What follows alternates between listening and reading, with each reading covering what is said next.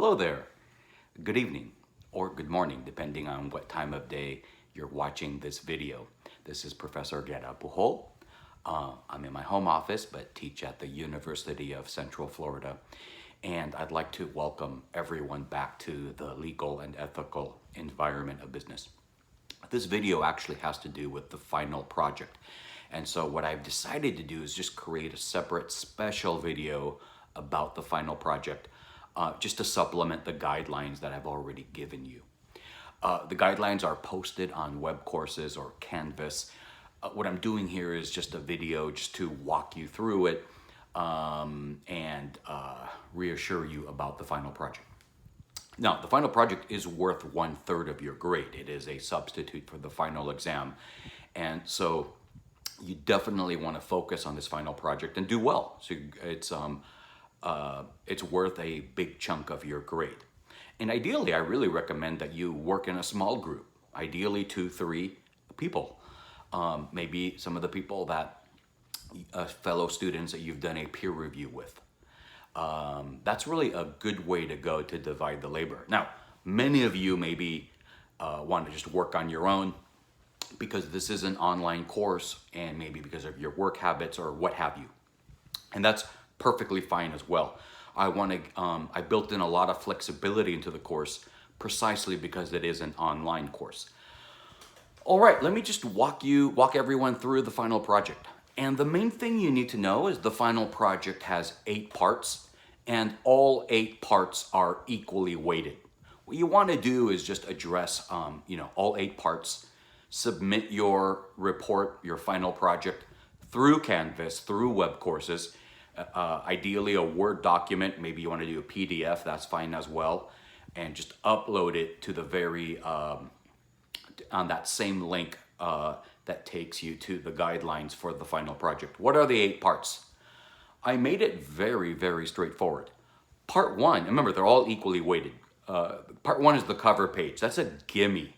That's right there off the bat, totally easy to do. What I do want you to do, you get the full credit for the cover page, is include a picture, either of the company you're going to do your project on or of yourself or your group members, however you want to go. The reason why I want you to include a picture on that cover page is that when you do go into the business world, I think you're going to find that visualizations, picture prompts, are a really effective way of communicating ideas and grabbing people's attention. So that's why I want you to have a image on that cover page. And you get to pick whatever image you want to put up there. Of course, also put your name, please, and the name of your fellow group members if you're in a group. And ideally, sometimes we have students with the very same name. So also add your NID numbers that UCF assigns to each of you so that I can, figure out, who is who. So that's easy. Cover page is super easy. All right, part 2. Part 2 actually super easy as well, but I would submit to you it's the most important part. Part 2 is I want you to pick a business firm, ideally where you or one of your group members would like to work at after college. In other words, what I really want this report to be is something that you can use after you graduate if you get an interview at that company or in that industry. And you can say, look, I've done a research. You can help distinguish yourself at that interview by showing what you know. So part 2 is, hey, the sky is the limit. Use your imagination. What company in Central Florida or in our great state, what company in the USA, what company in the world would you like to work for if you could pick any company at all? So pick your dream company, your dream job, and then identify that company and tell me why you chose that company. Now, I know if it's a group and maybe there's different, ideally you'd like to have like-minded people who want to work at the same company or same industry. But again, use your imagination, have fun with the project. And by the way, if you want to do a startup, that's fine as well. Then, explain that. If you're going to work for a nonprofit, hey, that's awesome as well. Like Big Cat Rescue, it's a nonprofit corporation. So, whatever company, whatever industry, whatever you want to do, just tell me in part 2 what it is and why. All right, part 3, what I want you to do is, and the rest of the essay, what you're going to be doing is just applying what you've learned in each one of these modules to the company you've chosen. So, and what I want, the reason why I'm doing this is so that you can consolidate knowledge. What we've learned is not just relevant to Tiger King, to a private, roadside zoo or a wildlife sanctuary. It's actually relevant to the entire business world. So, in part 3, what you're going to do is you're going to tell me a couple of things. What is the most important law that applies to that company? What law does that company have to worry about the most? For example, if you're like in the big cat industry, it's going to be the Endangered Species Act most likely. Also, I want you to tell me, is that company currently engaged in any lobbying efforts, state, federal, local level, whatever, to get new legislation or modified, amended legislation enacted? So there, do your research. I'm telling you, all companies interact with the law. So this is just a great way off the bat just to show you, do your research and have fun with it.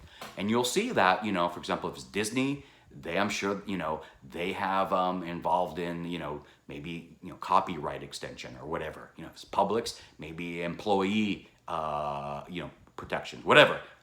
So have fun with that, part 3. Okay, part 4 is litigation risk. Part 4, what you're going to do is you're going to tell me, has this company ever been sued? Is it being sued now? Or could it be sued in the future? Basically, what is the most important lawsuit that this company has faced, past, present, or future? The idea here is just so you identify, right, that a company could get sued, and you want to know why it could possibly get sued. There you'll tell me if the company, it could have been the plaintiff, maybe initiating the civil lawsuit, or it could have been the defendant. It could be the party being sued, or a criminal defendant maybe facing criminal charges. And then finally, you'll tell me, based on what you learned in the previous module, whether you think this case will settle out of court or is it more likely to go to trial. Again, just have fun with it. Just want you to realize that from a business perspective, you have to understand the problem of litigation risk. And the larger and more successful the company is, the more serious that lawsuit risk is. So there you have, those are the first half, right? Part 5, contracts. Just tell me, in your opinion, what do you think is the single most important contract or contractual relationship the company has? This is to show you that contracts, common law, this is the sort of the building blocks of all businesses. Businesses have supply agreements, internet platforms have terms of use with their user base. Contracts are really super important. So there you want to tell me what is the contract, what are the main terms, what is the contract, what problem is that designed to solve, and when did the company enter that contract. It could also be the acquisition of IP.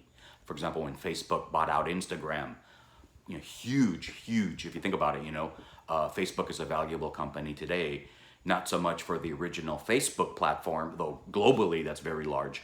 But in the US and developing nations, Instagram is a huge, is still growing, a very popular website. So contracts, that'll be part 5. Part 6, I want you to tell me about intellectual property. Tell me in your opinion, what is the single most important or single most valuable intellectual property the company has? It could be a trademark. Maybe if it's in the entertainment industry, it's a copyright. Maybe it's a trade secret, a formula, a recipe, business method, client list, whatever. Or maybe it's even a patent if it's a pharmaceutical company or a technology company. Just tell me what you think the most valuable IP is and how did the company acquire the IP rights? Did it create that intellectual property in-house or did it acquire that intellectual property, from another company? Facebook, again, another good example, right? Zuckerberg created the original Facebook based on an idea he got from some classmates. And then later, right, he bought out the rights to Instagram and WhatsApp and other IP. And then finally tell me, when did the company acquire the IP? So you want to do a little bit of research there, have fun with it. You'll see why IP is so important. All right, part 7, which is the next to last part. I want you to integrate the company to current events, specifically the coronavirus pandemic or the Black Lives Matter movement. Now, these are two big things that are going on in 2020, and the pandemic as well as Black Lives Matter has affected companies in different ways. So pick one or the other, whichever one you want to address, and just tell me, how has the pandemic, how has BLM, Black Lives Matter, how has it affected the company, and how has the company reacted, What has the company done in reaction to the pandemic lockdowns and protest movements? If you are a big sports fan, you can see how NASCAR and NFL, all reacting, in real time to Black Lives Matter, and of course, creating new plans to social distance when they reopen their seasons. So that's huge. Finally, part 8 is just a bibliography. You're going to have to do some research. So, and internet research is perfectly fine. I'm perfectly cool with Wikipedia. Many companies have their own. The bigger the company, they'll have a website. You can go in there, lots of valuable information. And let me give you a pro tip. If you really are interested in the company, feel free and pick up the phone or send an email. I know time is pressing. I'll talk about the deadline momentarily. But talk to someone at the company. They can give you the information. Now, some stuff like lawsuits, they might be very sensitive. They may not want to talk about that. But some of the other stuff, sure, they'll talk about that, and share about the company. What a great way to reach out and actually network, in the most positive sense of the word, and meet people at the company you'd like to work for. So I fully encourage that. If you do that, just say personal communication, email or phone call, whatever, and the date. That's totally fine. Or just go to Wikipedia, do a Google search. YouTube often has a lot of valuable information as well. So whatever you want, whatever research materials you want to do, just list it. That's all I ask. So those are the 8 parts, all equally weighted. And I do recommend you go into groups, because that way you can divide the parts. If you have 2 members, you each do 4 parts. If you have 3 members, you have to figure out, how to divide that. 4 members, again, they can do 2 parts each, whatever, but there are different ways of dividing the labor. Again, there are more specific guidelines in the final project description that I've provided. The link is on the homepage. Finally, the deadline. Deadline is going to be that's why I opened it on Friday, June 12th, because the deadline is going to be the last day of the Summer A session, which is Friday, June 19th. Now, I'll extend it to 11:59 p.m., which is the last possible moment that I can keep it open that day. Don't wait to the last minute. Sometimes you have like backlog of students trying to upload, and the system can crash. Canvas can get slow, web courses. So, try to get it in earlier. Try to have a mental deadline, maybe a 5 p.m., just to give you a few hours extra. But that's going to be the deadline, because I and my TAs, we have to turn around and submit grades by 12 noon on June 24th. And ideally, we're going to try to submit these grades by June 23rd. So, we're going to have a busy weekend ahead of us. We're finishing up the discussion posts. We'll post those grades, momentarily. Maybe they'll be posted by the time you see this video. But I wanted to give you this video explanation of the guidelines, so you can see my thinking behind the assigning of the final project. I want you to use the final project strategically to your advantage to further your own career and personal goals. So that way, this course, whatever you forget about it, because obviously there's a lot of information. I know you're taking other hardcore quantitative courses. You may forget some of the stuff that we learned. Hey, I took the bar and I forgot half that stuff, if not more, but I can always look it up and research it. But with this final project, now you have a work product that you can even attach to your resume, and when you go into an interview, you have something to talk about. You can show how much you know about the company, and that really does help set you apart. Believe me, that really does help you set you apart. All right. I don't want to take up any more of your time. I wish you really the best of luck with the final project. Just address all 8 parts, get your group together, have fun with it, and then use it later to your own advantage. And I also want to wish you good luck in your college careers and the best of luck in your professional careers. You know my email. It's fegp@ucf.edu. You can always reach me at any time. And be more than happy, especially those of you who want to go to law school, more than happy to, Zoom, get a cup of coffee, whatever it is.